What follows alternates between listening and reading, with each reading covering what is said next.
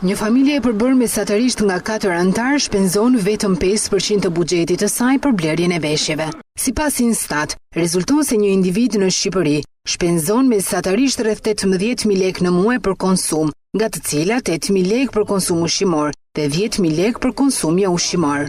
Lidhur me këto shifra të publikuara nga Instat, Ora News ka bërë një vëzhgim në dyqanet dhe tregjet në Tiranë, nga ku rezulton se shpenzimet e shqiptarëve për veshje kanë rënë ndjeshëm. Përgjithsisht shqiptarët nuk janë persona që shpenzojnë shuma të mëdha në veshje, po që deri diku janë që flinë, domethënë pëlqejnë që të blejnë gjëra të reja. Shuma që shpenzojnë sidomos periudhën e fundit gjatë 2016-s është në rënje, tani që ndron stina është një rritje e lehtë, diçka tek 10.000 lekë shiri, 15.000 lekë, varet domethënë se çfarë gjejnë, se ndonjëherë edhe të përshtaten, ndonjëherë të përshtaten më shumë. Në rënje. Puna është në rënje kundrejt vitit kaluar. Më shumë shpenzojmë për rroba të jashtme, për xhupa, pantallona, për kështu se sa këto intimet e brendshme. Një gjë e tillë pohohet dhe nga vetë blerësit, të cilët pohojnë se nga buxheti familjar janë rreth 10.000 lekë të reja në muaj, të cilat shkojnë për veshje. Sigurisht më pak. Të ardhurat mujore janë më të vogla, kështu që më pak shpenzojmë.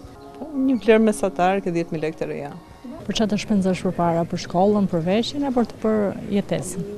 Pagat e ulta sigurisht. Pagat e ulta. Do ta ndash pjesën për shkollën, për jetesën, pastaj në fund për veshjen. Por edhe pse me buxhet të kufizuar, qytetarët preferojnë që shpenzimet e tyre t'i bëjnë me blerje cilësore. Në këtë sezon janë këto lulet, ngjyrat domethënë janë shumë në modë, të gjatat janë shumë në modë, këto stilet kështu, stilet si këto që kam veshu, fustanet e gjata, edhe të shkurtra klasike, pastaj të shkurtra fare jo të gjuri. Veshjet klasike. Sipas të dhënave të Instat, duke se pjesa më e madhe e buxhetit të një familjeje shqiptare shkon për shpenzimet e shtëpisë, si pjesë domosdoshme e jetës së përditshme.